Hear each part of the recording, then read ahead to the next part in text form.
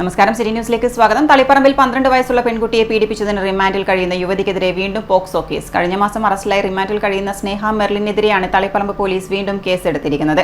നേരത്തെ പീഡനത്തിനിരയായ തളിപ്പറമ്പ് സ്വദേശിനിയായ സ്കൂൾ വിദ്യാർത്ഥിനിയുടെ 15 വയസ്സുകാരനായ സഹോദരനെയാണ് സ്നേഹ പീഡിപ്പിച്ചതായി പരാതി. നിർബന്ധിച്ച് ലൈംഗികമായി ഉപയോഗിച്ചെന്ന് പെൺകുട്ടിയുടെ സഹോദരനായ 15-കാരൻ മൊഴി നൽകി.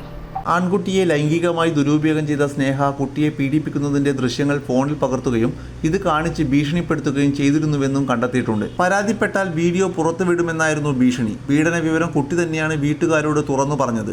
തുടർന്ന് വീട്ടുകാർ ചൈൽഡ് ലൈനെയും പോലീസിനെയും അറിയിക്കുകയായിരുന്നു. ആദ്യഘട്ടത്തിൽ പോലീസിന് സംശയമുണ്ടായിരുന്നുവെങ്കിലും കുടുംബം പരാതി പറയാതിരുന്നതിനെ തുടർന്ന് പോലീസ് കേസെടുത്തിരുന്നില്ല. പോലീസ് 15-കാരന്റെ മൊഴി രേഖപ്പെടുത്തി. പെൺകുട്ടിയെ പീഡിപ്പിച്ച കേസിൽ മാർച്ച് 14-നാണ് സ്നേഹയെ പോലീസ് അറസ്റ്റ് ചെയ്തത്. 12-കാരിയായ പെൺകുട്ടിയുടെ ബാഗിൽ നിന്നും ലഭിച്ച ഫോൺ പരിശോധിച്ചപ്പോൾ അധ്യാപകരാണ് സ്നേഹയുടെ അറസ്റ്റിന് വഴിവെച്ചത്. അസ്വാഭാവികമായ കാര്യങ്ങൾ നടക്കുന്നുണ്ടെന്ന വിവരം അധ്യാപകർ രക്ഷിതാക്കളെ അറിയിക്കുകയും തുടർന്ന് ചൈൽഡ് ലൈൻ അധികൃതർ കൗൺസിലിംഗ് നടത്തുകയും ചെയ്തിരുന്നു. പെൺകുട്ടിയോട് വാത്സല്യമാണെന്ന് പറഞ്ഞിരുന്ന സ്നേഹ സ്വർണ്ണ ബ്ലേസറ്റും സമ്മാനമായി വാങ്ങി നൽകിയിരുന്നു. തുടർന്ന് പീഡനം നടത്തുകയായിരുന്നു.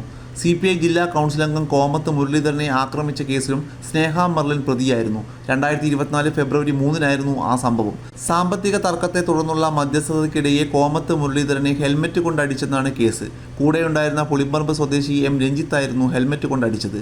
ഈ കേസിലെ മറ്റൊരു പ്രതിയായിരുന്നു സ്നേഹ മെർലിൻ.